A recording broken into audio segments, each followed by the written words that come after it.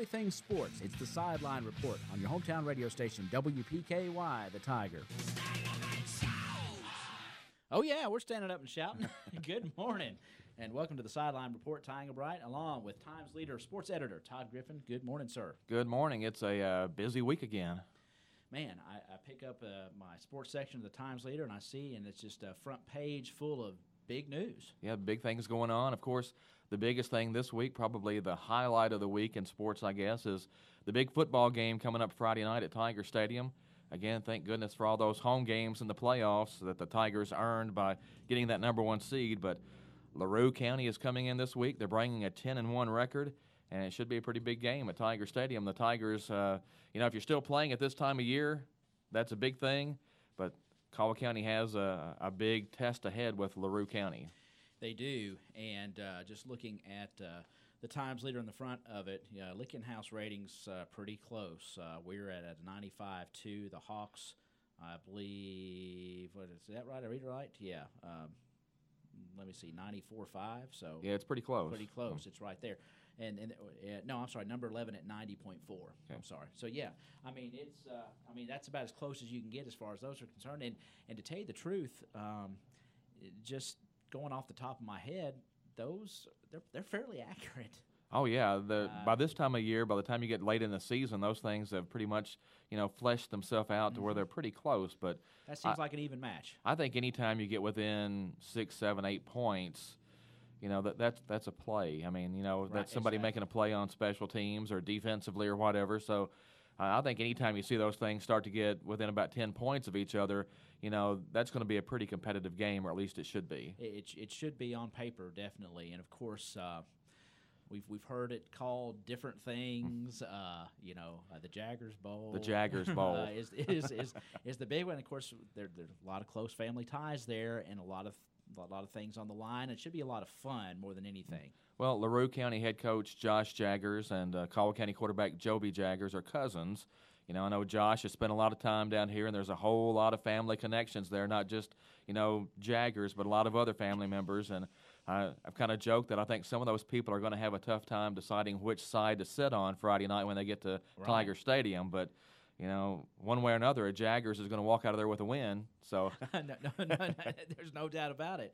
And I'm sure there will be, excitement on one side and a little bit of disappointment on the other. But in the end, it seems like the Jaggers are a pretty tight-knit group of folks. They'll get it sorted out and through. But it's been kind of fun to play with it. A lot of big storylines kind of going on with that. But besides the Jaggers family, which that's a really big deal, and when you look at the way LaRue County plays, they kind of play a little bit like Paducah-Tillman. And, Paducah-Tillman gave Caldwell County fits back during the regular season. Caldwell County needed the hook and ladder play and then a last-second field goal to pull that out 24-21. I don't think LaRue County has the athletes overall or the speed that Paducah-Tillman has. But with the way they play, if they can maintain the football, you get 3 or 4 yards of play and keep the clock moving, that keeps the ball out of Caldwell County's hands, and it's kind of a battle of wills. Caldwell County wants to get the ball and go fast and go faster. I don't think LaRue County wants to do that. They want to slow it down. They're going to get in that wishbone and 2 tight ends, and by this point in the season, you are who you are. That's right. I don't think we're going to see a lot of changes Friday night. No. LaRue County is going to do what it does. Caldwell County is going to do what it does, and we'll see what happens. Yeah, and it boils down, I think, to fundamentals and execution. You're going to have to execute your game plan, stick with it, and probably, as you said, we looked at the Licking House ratings, the team with the least mistakes, or the least turnovers, that's probably who comes out on top, or somebody doesn't make that one big play. Well, that comes into play a lot. I think turnover margin is a lot of Caldwell County's success this year. They're about plus 20 in turnovers. And if you look at the other game in the first region of Class 3A this week, Tillman at E-Town, if you look at the records, E-Town's 10-1, Tillman's 5-6, and you think, well, E-Town's probably a pretty solid favorite. I actually think that's a pretty close game. I do too. Tillman's problem all year has been taking care of the football. The last game of the regular season, they were up 10-0 on Christian County in the fourth quarter. They have the ball, but fumble it. It gets returned for a touchdown. The ensuing kickoff, Tillman fumbles it.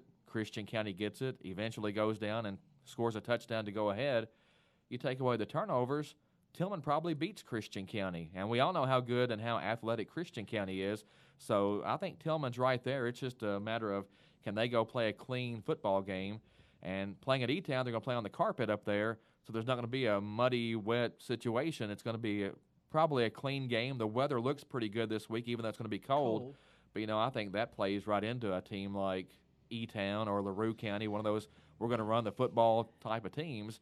That cold weather, it seems like those teams start to excel a little bit, and the passing game becomes just a little more difficult to execute when you have that weather like that. I would agree with that. And I tell you, Paducah Tillman, they're a much better football team than their record indicates. There's no doubt about it. And that is just looking ahead. We don't know what's going to happen, but boy, I'm not so sure. Either one of those teams that come out of there, if we win, I'd love to play them, because we want Elizabethtown for what has our history with them. But boy, the Paducah Tillman matchup is a little scary, because it's hard to beat a team twice, I think, in a season, and I think they're a much improved football team when we played them. Well, that's the question. Which one do you want? You know, you can sit there and say, well, E-Town has beaten Caldwell County the last 2 years. Maybe you'd rather see someone else, but that Tillman team is so physical. I mean, by far, I think the most physical team that Caldwell County faced all season. So, is it just our show, or every time? Every time we have a show? It's like they're throwing a parade for us every time the show comes on. Here come the sirens. And unbelievable. But anyway, sorry to interrupt you. Where were we? Talking about Tillman. We're talking about Tillman and how physical they were. Incredibly physical football team. And Coach Steve Duncan, a very good head coach. Very good coach. Talk about a team that's going to do what they do. His teams, we saw it when he was at Murray. They're not going to come in and reinvent the wheel. No. They're going to do what they do best. And the Coach Brown at Elizabethtown, another very good coach, you know, they're going to do what they're going to do, and they're going to be very good at it, especially this time of year. They've had 11 games to hone their craft, and now we're going to see exactly what can happen in what are basically the regional semifinals. And this is the time of year when whoever you play is going to be good. Oh, yeah, when you get to this point, you've weeded out the teams that were weaker or had bad years. I mean, and when you get to this point in the season, you're going to face somebody who's had success and has already won a playoff game. LaRue County beat Union County 14-0 last week, and I think Union County's got a pretty good team. They do. Now, I think the field conditions probably hurt Union County a little bit. It was wet like it was here. The field at LaRue County was a little sloppy, and I think Union County would have fared better on a fast track against LaRue County, but that's what it is this time of year. It's November. It's going to be cold. It's going to be wet. You know, you still have to go out and play. Yeah, you do, and you just got to figure out a way to win. And it's just, you know, win in advance, and you just sort of keep that one game in front of you. Don't look ahead. Do what you do best. You know, execute, and hopefully you just keep advancing. Well, that's the big thing, not looking ahead, because you can look ahead and see, well, is it going to be Elizabethtown? Is it going to be Tillman? It doesn't really matter if you don't take care of LaRue County. That's right. I mean, you have to win this week's game. Yeah, and then, you know, you start looking far ahead, and you're like, oh my goodness, you got your Belfry and your, you know, and you're like, oh boy, you know. So there's no sense in that. Play a game at a time. Well, and LaRue County is very capable of beating Caldwell County Friday night. I think we went into last week's game thinking Hart County. You know, credit to those kids for coming out and playing hard. I thought they competed. I did too. But the talent difference, you know, just there was something Hart County couldn't make up. No. This week, I think Caldwell County still has the talent edge. I think Caldwell County is a clear favorite. You know, I would say 7 to 10 points. LaRue County has to make the 2-hour trip down. But, you know, all that can go out the window pretty quick if you come out and turn the ball over or get sloppy or, you know, have some breakdowns on defense. All of a sudden you give up a cheap touchdown or two. That might get you beat. Well, yeah, or you're in a hole. You know, what you don't want to do is get in a hole early and have to play from behind. I don't. You know, that is no way to play a football game. I mean, and of course, Caldwell County has won the toss a whole lot. We always defer for the most part, and you know, that's been very important and I think critical to our strategy. But again, it goes back to that battle of wills this week. LaRue County wants to run the football. They want to keep time of possession on their side. They want the clock to run. They don't want Caldwell County to have the football. Can Caldwell's defense get them off the field? I think you're going to see Caldwell County probably tweak their defense a little bit this week. a lot like they did against Tillman, because when you line up with two tight ends and, in the wishbone, you can bring those guys up closer to the line of scrimmage. Right. I think you'll see 8 or 9 guys in the box. But when you do that, you're a little susceptible to somebody slipping out the backside, so you have to watch that big play because you can get sucked in pretty easily. Typically, though, Caldwell County has fared pretty well defensively against teams that were a little one-dimensional, that like to run the football like that. Tillman was kind of its own special thing. Like I said, they were so physical and so talented, and Caldwell County played that game without its leading tackler, Hunter Van Hoosier. That's correct. So that's something to remember from that game if the two happen to meet again, next week. But for Caldwell County, it's just if you can get out in front, maybe get up a couple of scores, force LaRue County to have to do something it doesn't want to do. I don't think they want to throw the ball a whole lot. It doesn't look like they will throw it on occasion more than Tillman does, but they're not a team that wants to sit back there and just chuck the ball all night. No, and I think you're right. I think you're right on target, and it's pretty interesting. Like I said, I've just now kind of glancing through the sports page, but everybody as far I'm trying to see your picks. Are they in here? Yes, they are on the back. They're on the back. There, I was looking for. Moved them.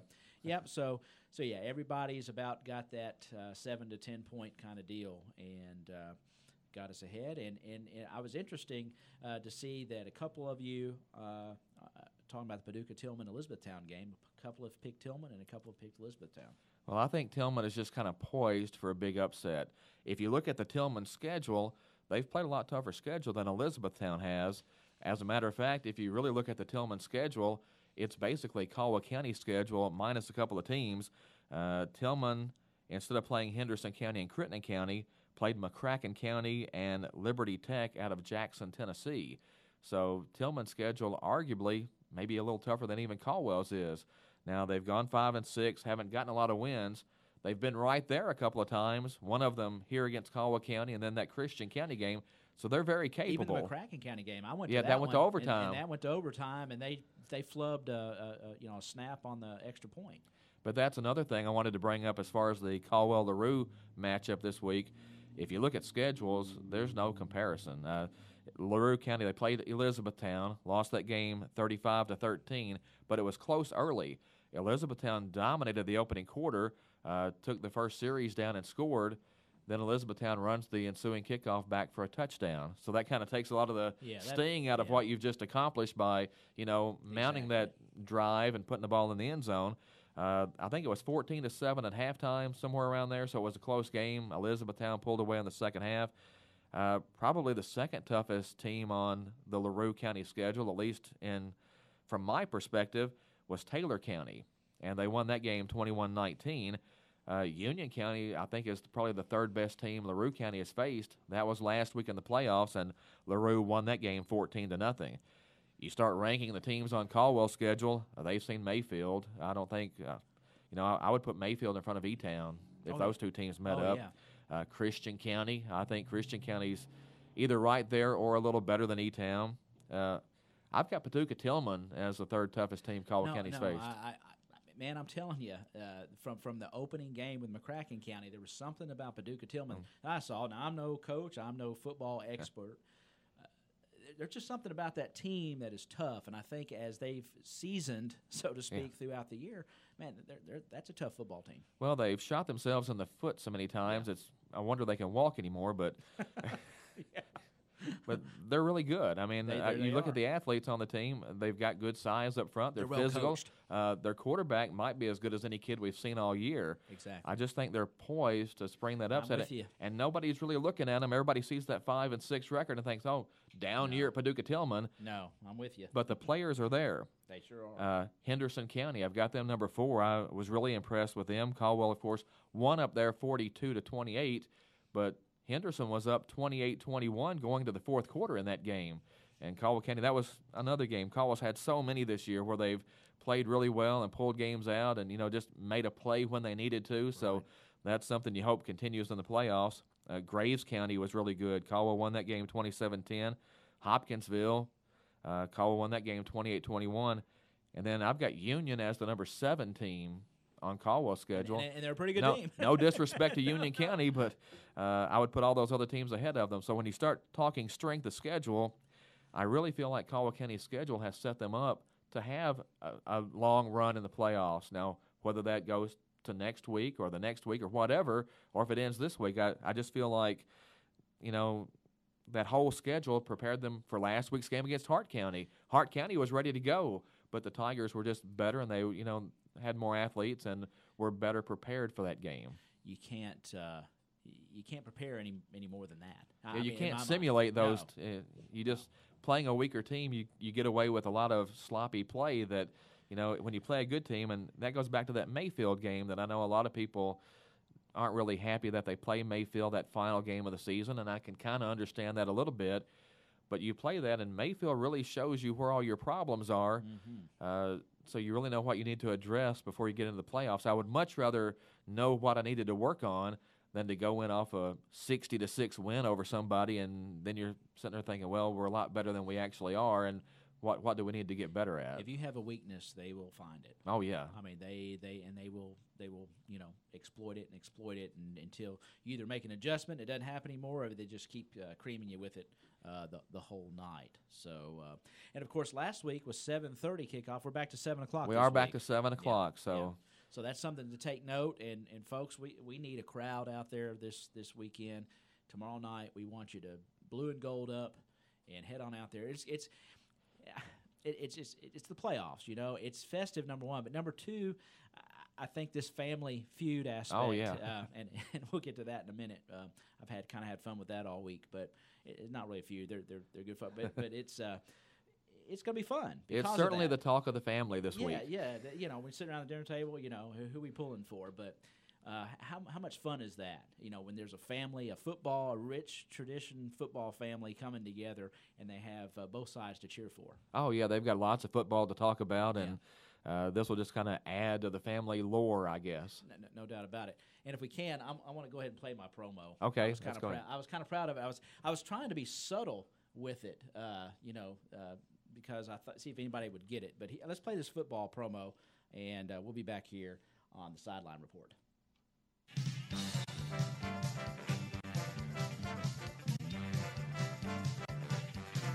It's round 2 of the high school football playoffs Friday night as the Caldwell County Tigers host LaRue County at Tiger Stadium. Kickoff for Friday's game is at 7 o'clock. The David Barnes Coaches Show begins at 6 with the pregame at 6:30, followed by the kickoff at 7 o'clock. Dennis Stevens and Bob Hayes have the call on your hometown radio station, 103.3 FM, 1580 AM, and streaming online at WPKYonline.com. LaRue County at Caldwell County this Friday, 7 p.m., the second round of the playoffs on WPKY The Tiger.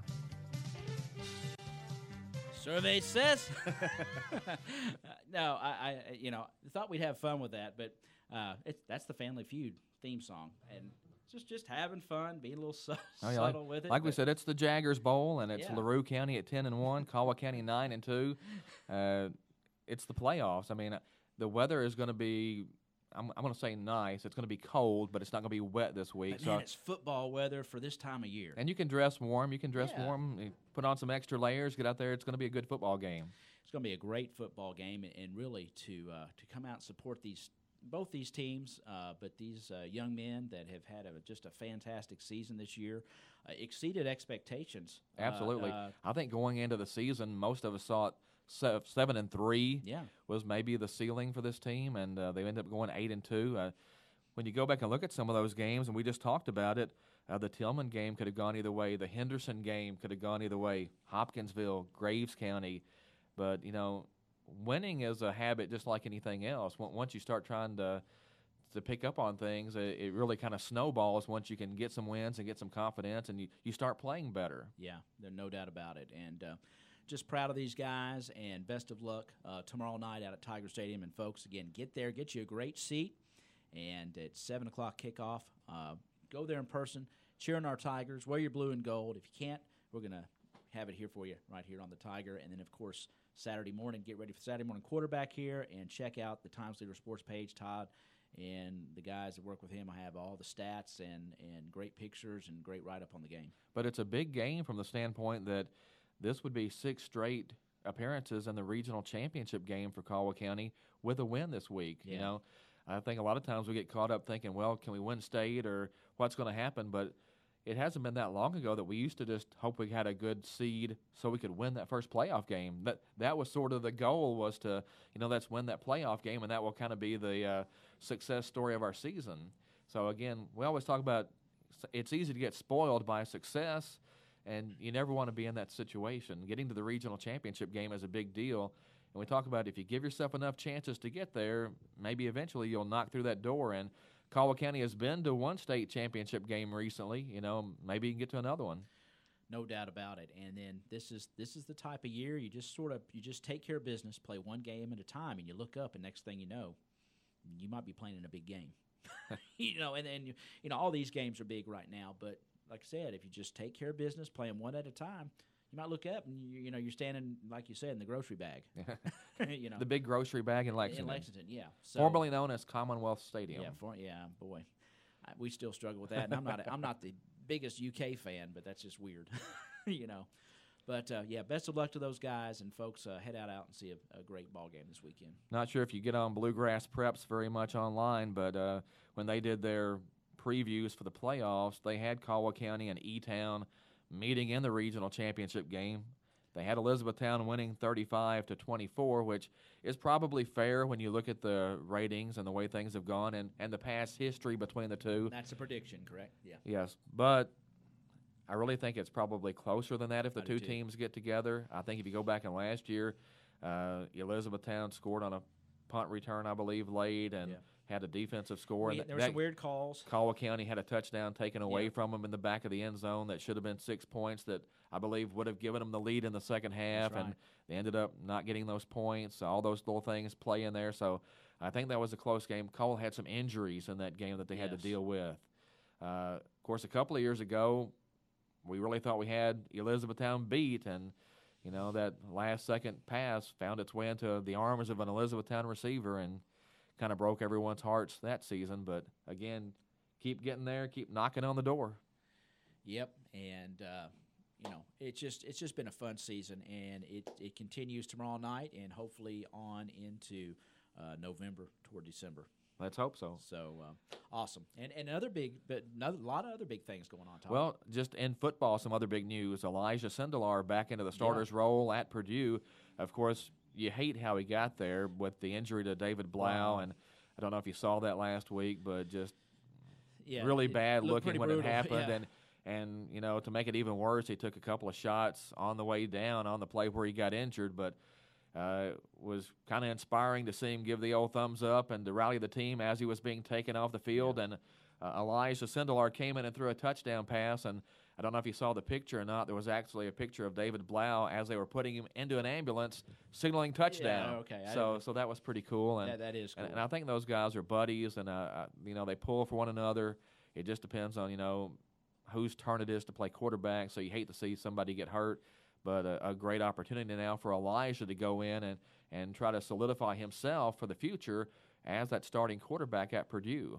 That's right. And, much good thoughts to David Blau, because, that you said, I think, in your article about the dislocated ankle, breaking the fibula, and ligament damage. And, that's a tough one to come back from. That's going to take after surgery. I think he had surgery this past week, too, or this week. And he's going to miss the rest of the season. Spring drills next year. So that's going to be tough to come back from. It's a recovery, So, that's tough. But Elijah has an opportunity here, like you said, and a lot of folks pulling for him. And, I know his high school hometown is. And, they'll be on national TV this week. That's an ESPN2 game at Northwestern. I think it kicks off at 6 o'clock our time. So that's Saturday night. So that'll be a big one right there. And Purdue still needing 2 wins to get to a bowl game. So it would really be great if they could get that win this week and then have a chance maybe to get that bowl trip for them. Yeah, it will be. And, man, what a neat, what a great story and what a great thing for our hometown, And unfortunately, the injury bug got another former Tiger.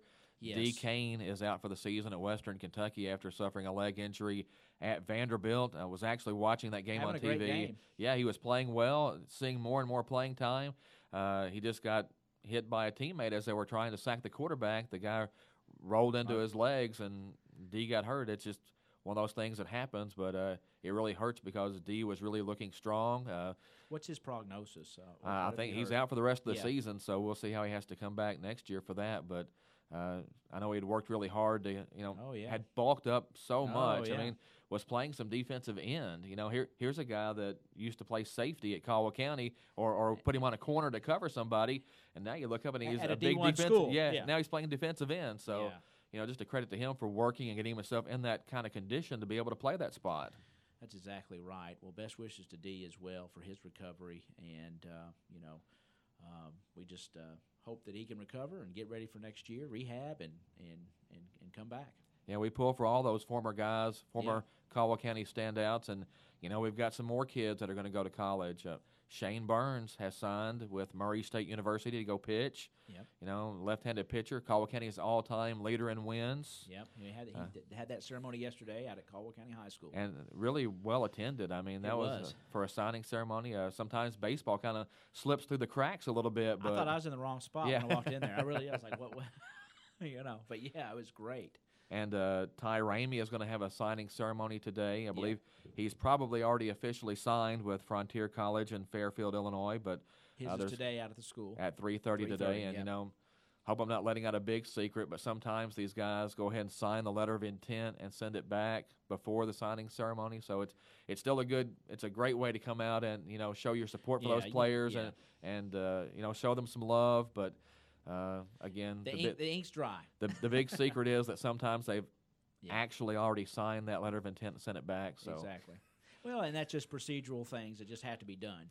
Kind of steal some of my thunder out of the newspaper because back in the day, the signing ceremonies were me and whoever was signing, and we'd snap a picture of them with their parents and write a little story, and that'd be it. And now we have these great big productions, and everybody's there. But that's great. Anytime anybody gets a chance to further their education and get some of that paid for by whatever sport. Definitely. And Cullen Brown at Lyon County is going to sign this afternoon with the University of Kentucky to play golf. Yep. So I'm going to try to hit both of those. Cullen's signing is at 2:30 at Lyon County. Then the Ty Ramey signing ceremony here is at 3:30 at the Fine Arts Theater. You'll be on the road. So, again, a big week. Yeah, a big week, and congratulations to those young men. Job well done. Great. I think Ty's going to be pitching as well over at Frontier, and he said he was here the other day or on Gator and DT last Friday. He said, "Well, do whatever. I'll play first base. Doesn't matter." But congratulations to him. Of course, Shane, the lefty, down at Murray, joining Brown down there. Yeah, Luke Brown is there. Luke Brown down there. So, that's cool to have players. And I don't Fairfield, Illinois. The Bobcats. They're not too far from here as well. So, you can still watch Tiger standouts. Close by. Those guys just like to play, and I'm glad they found a spot, fairly close to home that gave them the opportunity. And with Ty going to Frontier, if you go there and play well, maybe work your way into a bigger school, a better situation someplace else. So, all you can ask for is the opportunity, and then go do something with it. No doubt about it. And like I said, get get part of your education paid for, and work on getting a good education as well. Absolutely. So. And looking at the sports page this week in the Times Leader, Carly Peak was named All-State. What an honor. Second team All-State this year. She was first team last year. But when you look at the players on that thing, I mean, my gosh. I mean, just to be an honorable mention All-State is an incredible achievement. It is. And, she's second team. But there's, like I said, you see those list of players from those schools like Assumption and all those D1 signees. Yeah, I mean, she's in great company. Carly was earlier named the second region player of the year. Mm-hmm. If you look at that list on the Kentucky Volleyball Coaches Association website, there was only 4 second region players on there. 3 of them are from Henderson. Yeah. So to be on that list, again, that's a pretty big deal, especially, from Caldwell County. It's not really one of those, what do they call it, the Golden Triangle schools? No, that's exactly right. If you're up in Louisville and Lexington or northern Kentucky, sometimes you get a little more publicity. Down this way you don't. So anytime you see anybody from far western Kentucky on an all-state list, that's quite an accomplishment. It sure is. And, of course, you mentioned that Kayla Kaiser from Assumption was named the Ms. Kentucky Volleyball. And Assumption won the state again. Yeah. I think that's like 20 state titles for them. That's unreal. But yeah, they're they're definitely the Goliath of the volleyball world here in the state of Kentucky. But if you look at Caldwell County's fall sports and just look at the records from all the teams, Volleyball was 27-10, made it to the regional championship. Girls soccer was 14-10-1, made it to the regional championship. Boys soccer was 9-10-1, made it to the regional tournament. Football is 9-2. So by my math, that is a combined record of 59, 32, and 2 during the fall season for Caldwell County sports. I think that's pretty strong effort.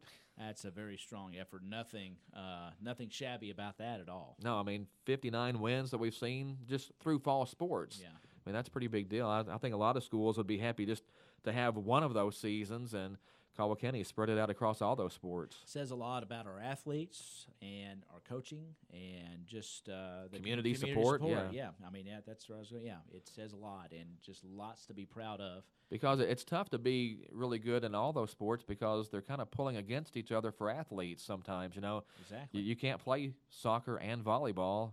It's No. tough to play soccer and football. I mean, so you're kind of sharing the wealth a little bit there when it comes to those athletes. And when you can see strong efforts in all those sports, it just shows that, hey, a lot of people are doing a lot of hard work to make those programs successful. No doubt about it. And congratulations to all those athletes, coaches, and for fantastic seasons in sports. And, before we know it, we're looking up and we're talking about Tiger Madness and everything else coming up. So, well, yeah, basketball is just around the corner. The first scrimmage is November 14th, which I guess is next Tuesday. That is correct. That is correct. Caldwell's boys will host Ballard Memorial here that night, so a chance to get out and watch the Tiger basketball team. I think the Tigers have a chance to be pretty good this year. They've quietly turned in a couple of pretty strong seasons in the last few years for Caldwell County. So I think we've got a chance to score some points. There's a little height on the team this year.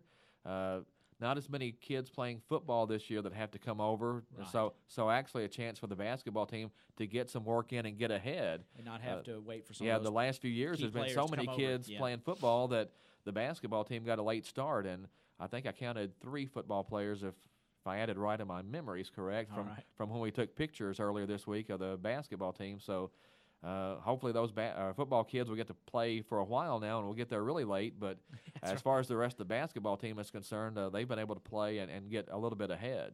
Yeah. And, that, like I said, right around the corner. First scrimmage, the 14th, which is a week from this past Tuesday. What about the ladies? You did that. You did you've taken pictures. The previews aren't out yet. We'll talk about that here in a little bit as well. Caldwell County's girls are struggling in the number department a little bit. I think we had 11 kids on the varsity team when we took the picture. The good thing for the Lady Tigers is they're heavy on guard play, which is good. If you're going to be good, either if you want big players or guards, I'm always of the mind that in basketball you want guards because the big players don't do any good if you can't get up and down the floor. No, you got to get up and down the floor. But if you've got guards and can take care of the basketball, you've got a chance to do some things. And I think the Lady Tigers have some kids that can take care of the basketball, can get the ball up and down the floor, get them in an offense. There's just not a lot of size out there. And I think we will see later in the year a couple of middle school kids move up and at least bolster the bench a little bit. But, numbers are down. Some players didn't come back this year that had played last year. So it's almost like starting over in some respects. But at the same time, those guards have been together a while. So maybe they can do a little better than people project them to anyway. Well, and Coach Thomas seems to find a way to get the best out of her absolutely. squad. So that's the wonderful thing. The Donut Man has arrived as well today, so that's always a good thing. We always love when the Donut Man shows up during the sideline report. But Todd, looking forward to basketball season. I know a lot of folks are. It's that time of year. The weather's cold. The gym is warm, and we're going to field, like I said, maybe a little small in numbers on the girls' side, but I guarantee Caldwell County always comes to play, and they'll be spunky, and Coach Thomas have them ready to roll. Well, and I'm gearing up for basketball previews. I know probably a lot of people don't give those much thought until they get in the newspaper, but I'm always working on those about a month in advance, and sometimes more than that. But we've got Lyon County's preview planned for Wednesday, November 22nd in the paper. Okay. The Caldwell County basketball preview always runs the Saturday after Thanksgiving, so that's the 25th this season. Yep. The season starts the next week. I think Caldwell County's first games are the 28th of November. That's correct. So yeah, it's from a newspaper standpoint right on top of us. Yeah, definitely for the radio station. We're not, but we'll be ready to roll on the broadcast schedule for the opening, excited to be a part of it this year. And talking about basketball, we mentioned last week quite a bit about the West Kentucky Hoops Classic, December 28th and 29th at the Community Activities Building Gym. We've had a lineup change. We've had to insert a substitute into the lineup, but I think, if anything, that lineup's gotten maybe even stronger because Charlotte Basketball Academy is going to replace Christian County in that lineup, and, of course, that forced some schedule changes, which those are in the paper if you got a copy of Wednesday's sports section. Take a look there in the paper. But what it does, it gives the event 4 academies, so those schools can play each other, 4 traditional schools, so you don't end up with, a regular high school facing one of these academies, which, they're loaded up because that's what they do. Yeah. That's right. And we saw the Bassey kid last night from Aspire Academy. I think he had 25 or 26 points, 14 rebounds, 4 assists, 3 blocks in their first game. Again, one of the top-rated kids in that 2019 class. He's going to be here with Aspire Academy. I think that team is absolutely loaded. Yeah. I've already heard people say, I can't wait to get out there and watch that team. But, there are also 5 games involving Caldwell County teams. The Lady Tigers have played 3 times. The Tigers played twice. So I think there's 14 games total in the event. Sounds right. So that's just a great. Where's Charlotte Academy from? Charlotte Academy is in North Carolina. I can't remember the exact town, but I wondered. So I actually got a couple of North Carolina academies. Westridge is coming here, and they're serious about their basketball over there. Absolutely, just like Kentucky. I mean, it's basketball. But the change in the schedule that last night, now those last 2 games are all academy games. Charlotte Academy, the Charlotte Basketball Academy from North Carolina, will play St. Louis Christian Academy in the 6:30 game on the last day. And then the last game now is Aspire Academy and Westridge Academy. Those are games you don't want to miss. Again, you want to get out and support the Caldwell County teams, too, because it's a fundraiser for the basketball teams. It's a fundraiser for the athletic department. Yeah. So, we want to see some big crowds, and sometimes with basketball season and teams going each way, and I think the University of Kentucky probably pulls away from our crowds a little bit for home games at the Cab. So we'd like to see some really big crowds for this West Kentucky Hoops Classic, and hopefully each year it can get bigger and better. Christian County is pulled out so they can go to the Poplar Bluff Showdown. That's a better offer for them, probably maybe even more prestigious event for them, which is fine. Right. Caldwell County was able to get Charlotte Basketball Academy to come in. That was a program I think that actually talked to earlier, but just ran out of room. So now they can accommodate them. So now were able to call them back and say, hey, do you guys still want to come? Charlotte was still, looking for games. I think these academies, in some ways, struggle to find games because they can't just go out and play any high school because, the talent level, it's just a different level. Yeah. So they're looking for games against like teams. Well, here's a chance for them to come here and play 2 other academies, get a couple of good games. I don't think the trips are a big deal for the academies. Those places are usually funded pretty well. Figure out a way to do it. So they go all over the country and play. So it's great that they can come here and it kind of, again, balance the schedule. And I think Christian County has said they're, interested in coming back next year and playing in it. So it worked out for everybody. Yeah, and it's continued to grow and should continue. And if you like good hoops, athleticism, I mean, there's going to be a lot of that displayed during this tournament. Again, I'm excited to see that Aspire Academy team. I think it blew up even more than what they thought they were going to have. Yeah. And, again, I think the Bassey kid is the premier kid in the West Kentucky Hoops Classic on the Aspire team. So many big-time Division I offers. So far, Kentucky and Louisville, I don't believe, have offered him, but I think that's coming at some point. I think they're probably going to get on him, especially now that he's right there where they can go see him. I mean he's just going to get down the road here. He's going to get all kind of publicity locally, and he's probably going to be a guy that those schools and everyone else gets in on at some point. No doubt. And great lineup, thanks to the organizers of this event. And it's going to be festive. It's just a few days after Christmas. I mean, the school's still out, and, you got hoops during the day. And it's here. Yeah, and it's here. It's right you don't have to drive to Owensboro or to Bowling Green or Louisville or wherever to see it. It's right here. When we have those events here, we really need to try to support those things because I was a big proponent of getting a Christmas tournament back here. Right. As a matter of fact, I whined about it forever. And we got one. You don't want to have to go again, we talked about it, I think, when we were last going week. to the Druthers tournament, Yes. it was the Druthers Christmas. Now, It's you like just Christmas brought in 3 or Classic. 4 Yeah, teams, but it was a good home event. It was. You look at the schedule, and it would be pretty balanced between home and away games. Yeah. We kind of got away from that. You'd look at the Caldwell basketball schedule. One team's playing 8 home games out of 25 or 24, whatever it is now they can play. The other team was playing 9, and you're like, that's not really fair to our kids, for starters, to have to go on the road. Not fair to the fans, not fair to the community. I mean, we've got a nice gym out here. We need to play some games in that. So great gym. you look this year, and it's a whole lot more balanced with those home games, and a lot of that's because this Hoops Classic gives the girls 3 games and the boys 2 home games that, if not for this, they would be off playing in Bowling Green or wherever, Somewhere else, somewhere that's difficult to get to, and they would kind of get lost in the shuffle of those big events. And now this is our big event, and we need to do all we can for it. Well, yeah, and we definitely want to urge everyone to come out and support this fantastic few days of basketball here in town. And it's a fundraiser, as you said, and we want to pack the stands. Oh, I'm astounded that they've been able to put together lineups like last season, and this season's even better. They talk about next season being even better than that. Yeah. So it's just amazing that they were able to get these teams and get them to come here and put on a show for everybody. It's good stuff, man. It sure is. Let's take a Okay. short break and collect ourselves. We've got about 15 more minutes or so here on the Sideline Report with Todd Griffin, brought to you by the Times Leader. We'll be back after a few brief messages. You're listening to the Sideline Report on WPKY The Tiger.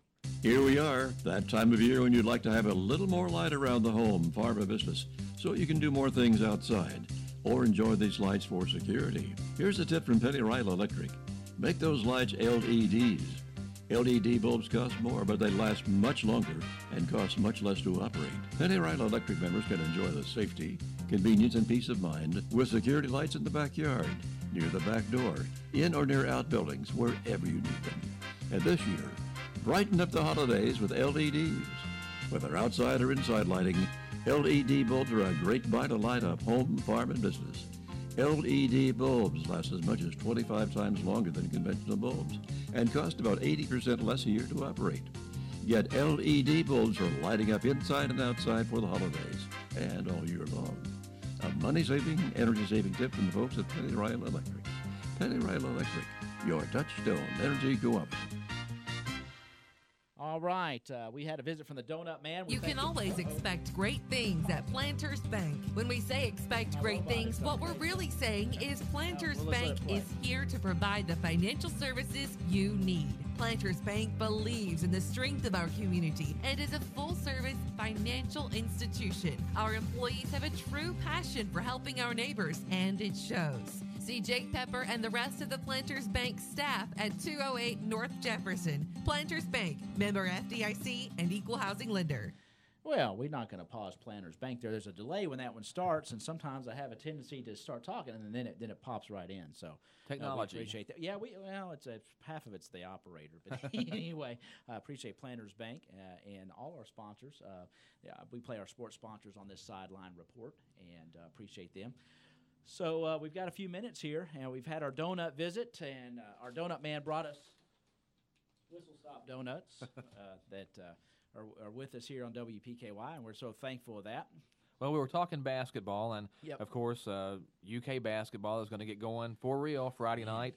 Another Friday game, and I'm a little exasperated about all the Friday games for UK, but you can only complain about it so much, I guess. Utah Valley is who Kentucky opens the regular season with. It's 6 o'clock Friday night on the SEC Network. I'll be honest, I haven't watched a whole lot of Kentucky basketball just yet. Not because I haven't wanted to, but Been again, busy. Friday night. I've got some of it recorded that I just haven't gotten to. I did see some of the center game last week. I've watched part of that, and my early impressions are that the Cats obviously very young, probably the youngest team that Calipari has had, but a very long team, a very tall team.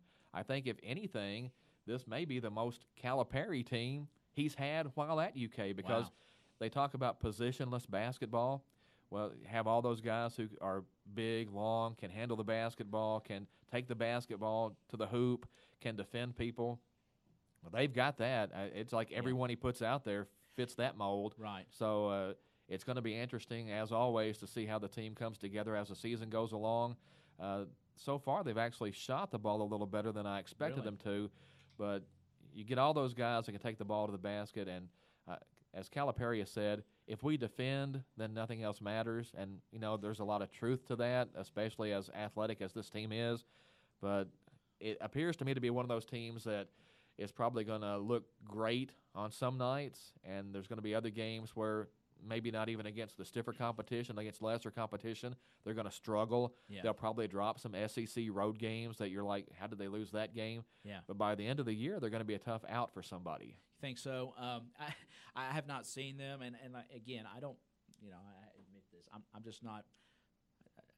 I pull for Kentucky, but I'm just not just a crazy UK fan. But I usually pull for them. But I mainly keep track of Coach Cal's news conferences. Oh yeah, and I love to watch them because the guy is just, as far as selling something. He can sell anything. He could convince you and me that we could beat Kansas. Yeah. I've never seen. And so what I watch him for is to see how I can pick up, sales tips and what I can do to do my job because he's just so smooth. But every time I hear him talk about this team, we're not very good. We're horrible. Of course, he always says that. And he's trying to get in their head too. They're hearing it, and Coach said, we're no good, but. There's motivation going on there. Definitely, but he's probably right. This is a young team. You nailed it. Young team, we've got to get so much better. People are going to beat us, and don't get too excited. The collection of talent is as good as they've had. No doubt. It's so young, and you start looking at guys. Unbridled. The team he had that won the national championship had an Anthony Davis, which is always good to have an Anthony Davis on your team. Yeah, I'd say so. But they had those other guys, those experienced guys that could kind of lead those younger guys. Mm-hmm. I think you've got to have a couple of older guys just to kind of keep everybody straight. Especially when things are going bad. Yeah, there's only so much a coach can do. Sometimes leadership has to come on the team. And that's what you're really looking for when you bring all these young guys together. It's not a matter of do they have the talent, because they've got plenty of talent. Yeah. But, who pushes them in the right direction? It can't always be the coach. There has to be leadership on the team somewhere.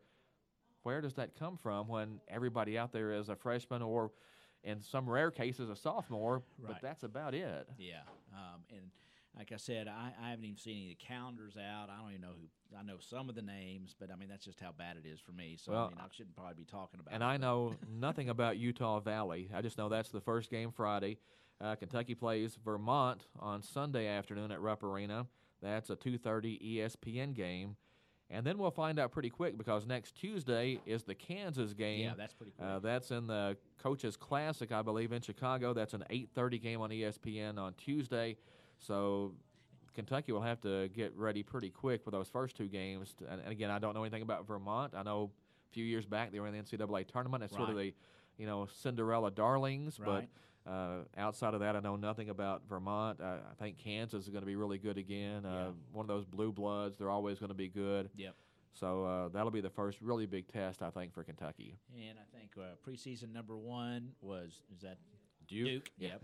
I didn't want Kentucky, to say it, but I think Kentucky's been around 5 or 6 every time I've seen it. Yeah, I think that's That's a pretty good spot, because how do you rank this team? It doesn't mean anything, but it's always, people, we're number one, But yeah. Are you ranking the team where they are right now? Right. Are you ranking the team where they will be at the end of the season? To me, that's a pretty big it's almost gap. kind of silly in a way. You got to have something, I guess, to kind of gauge it, but I don't know, especially with basketball. Well, it's like we talked about the football rankings before, and those things kind of help set the playoffs. And if you've ranked somebody really high at the first of the year, they tend to stay up there. If somebody was ranked lower at the start of the year, it's tougher to climb that ladder. Well, you get to the end of the year and both teams have the same record, and maybe one team looks a little better, but the team that's ranked higher is going to be the team that started ranked higher. Yeah. 9 times out of 10. 9 times out of 10. Yep. You're exactly right. right. So those preseason rankings, while, yes, they don't matter on the one hand, sometimes they do kind of play into it a little bit. But if you're Kentucky, you have a chance. If you go out and beat people, you're going to be ranked high. It's the smaller guys that have the difficulty moving up the rankings. Do you see another SEC championship for the Cats? I think so. Yeah. Everybody says every year the SEC is going to be better in basketball, and it never quite pans out. Right. I think there are going to be some good teams, but again, I think Kentucky is going to go on the road and maybe drop a couple. I haven't studied the schedule yet to look at some of that. It's hard for a basketball team, I think, especially in the SEC. It's a tough. and to win on the road down there. I mean, I don't care how good you are. It's just, when you go into a gym, it's just different in basketball. Well, and I think the Southeastern Conference sometimes makes it difficult for teams to win on the road. No doubt. Because when you look at the officiating, the home team has about an 8-point advantage starting, it seems like, just the way the games are called sometimes. Yeah. And I guess it's human nature. Referees get caught up in the atmosphere like everyone else. But it really seems like, and I can't speak for the other leagues because I don't watch them that much. Right. But I do keep up with Kentucky usually, and I see the SEC, and you don't get the same calls on the road that you get at home. It's just a fact. Yeah, I think that's probably a factual observation. So, but again, going back to the talent level, I think the talent is there. How do you mold that? I mean, you look at the guards; they're just, Kentucky's just big all over. Yeah, they're going to be matchup problems for everyone. Yeah. Basketball comes back, and I hate to be the guy that just points out the obvious, but it comes back to putting the ball in the basket sometimes. If you can score some points, you can win games, and if you can't score points, if you struggle in that department, it's going to be tough to beat good teams. But for the most part, I think on most nights out, they're going to be fun to watch. Yeah. It's going to be fun. Oh, yeah, it's going to be a fun year for Kentucky. You might be biting your nails at times. There's going to be nights where you want to pull your hair out. Yeah. Like I said, there's going to be those road games and those nights where they just can't get a shot to drop. And I can't wait to see the Facebook post. My cats, that's what I always dig. That's the bad thing is that everybody has social media, including me. And so you get those knee-jerk reactions sometimes that aren't always the best take, but sometimes they can be kind of fun to look at too. So, well, let me ask you, and I want to give our we're talking about basketball news. There's new revelations about this Adidas scandal out there that maybe coach number 6. They've got these coaches numbered: coach number 6, team number 2, but. It's looking, at least the story, and I didn't read a full story. I just kind of saw a headline blip that maybe Coach Pitino might have knew more than he's letting on. But yeah, I'm not I sure haven't really I don't kept say up that, with some of that. I saw that, but I don't know if you had any revelations about that or not. Just I know when the FBI gets involved, it's probably pretty serious. Yeah, and I think as quickly as Louisville moved to get rid of Pitino and Jurich, the athletic director, that. Obviously there was something there. I don't know what, and I'm not sure if anybody knows anything like that. But it will be interesting. All this is alleged. There's nothing. But if they didn't have something concrete, I think Louisville would probably put up a little more of a fight on trying to keep Pitino and keep Jurich because they had a pretty good thing going there in the athletic department at Louisville. They did. So you don't want to just bust that up because of an allegation. So I think there has to be something there. From a Kentucky standpoint. Kentucky has gotten so strict about reporting everything.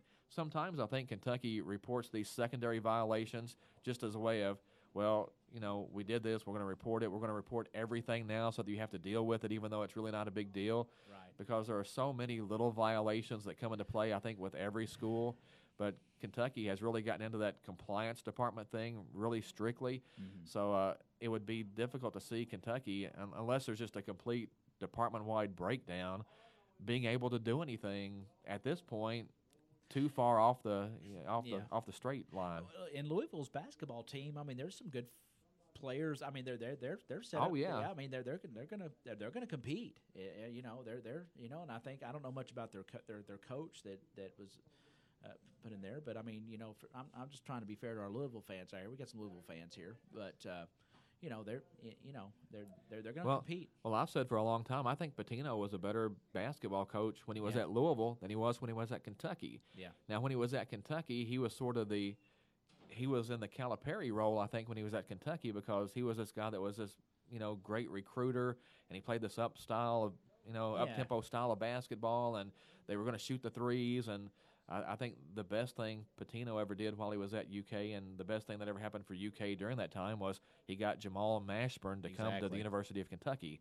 That was huge. It was. And Pitino was kind of that Calipari before there was a Calipari.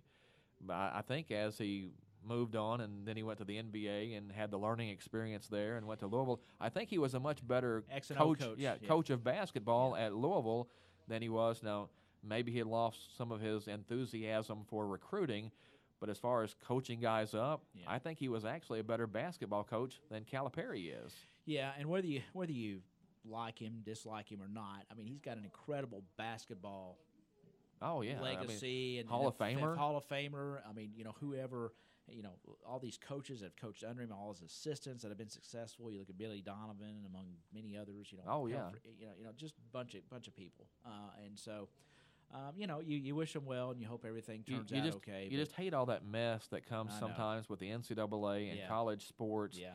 But if you go back, UCLA won all those championships years ago, and John Wooden is hailed as maybe the greatest basketball coach ever.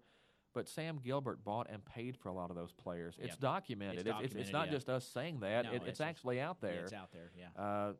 North Carolina has this academic scandal going on. Why does the NCAA stick it to some schools and others get a free pass? Yeah. I mean, it really makes them look bad. And I understand not everything is made public, and because somebody has an opinion on ESPN or some other show, that doesn't make it, factual. But it's really a bad look for the NCAA when a school basically admits to some academic issues, and the NCAA says, well, that's not something we can really address. Really? I mean, to me, that would be the number one thing you'd want to address. Yeah, I don't think a lot of these, especially some of these major schools, want investigative journalists and rules committee. I know it's much more monitored now, but I think if you look hard or follow little leads, subtle leads, maybe could turn up anything. You don't know. And not throwing things at other schools, because we all know Kentucky's past. I mean, they've recruited people, they've paid people. I mean, again, it's documented. It's not just me sitting here saying that. It's actually happened. Yeah. And there are other stories that we've all heard. So I mean, it's something that's going on in athletics. And for as long as athletics to go on. have been around. So, I mean, it's just part of it, but you just wish there was some way to cut some of that out, because it does kind of mar it. But, I mean, how do you keep those people out of the game? I mean, that's right. It's really a tough situation, but, it is. That's why I just like to have my teams and follow my teams and, enjoy the games. And to me, that's what you should get out of sports, and not I don't like getting tied up in all the legalities of some of the things that come up. Exactly. Well, before we go, of course, we had a tragedy in the baseball world. Roy Halladay, crashed his plane down in Florida. That was real close where my dad lives, right off Newport Richie there in 4 feet of really? water. Wow. Yeah. And that's he'd been a fairly experienced pilot. I think I read where he had 700 hours, but I think he really liked to kind of fly this little plane around and dip down toward the water, but that's a tragedy. Yeah, that's really bad. And to me, one of my favorite memories of Halladay is when he and Carpenter hooked up in that, was it Game 5, I think? Yeah. And the St. Louis Cardinals, Carpenter beat him 1-0, and just an outstanding classic duel. Yeah. And I'd hoped for years that maybe Halladay would end up on the Cardinals somehow. Right. It never worked out, but Cy Young Award winner. You kind of look at those guys and think, hey, I'd like for that guy to join my team, and he was right on that list, and it never worked out for whatever reason. But 40 years old, so hate it when that happens. Yeah, so we mentioned that, and we're coming up on 10 o'clock. You got anything else we need to kind of wrap up with, or somewhere we can maybe preview for next week? Just the football game coming up. I don't think we can speak enough about how big that is. No. 7 o'clock at Tiger Stadium.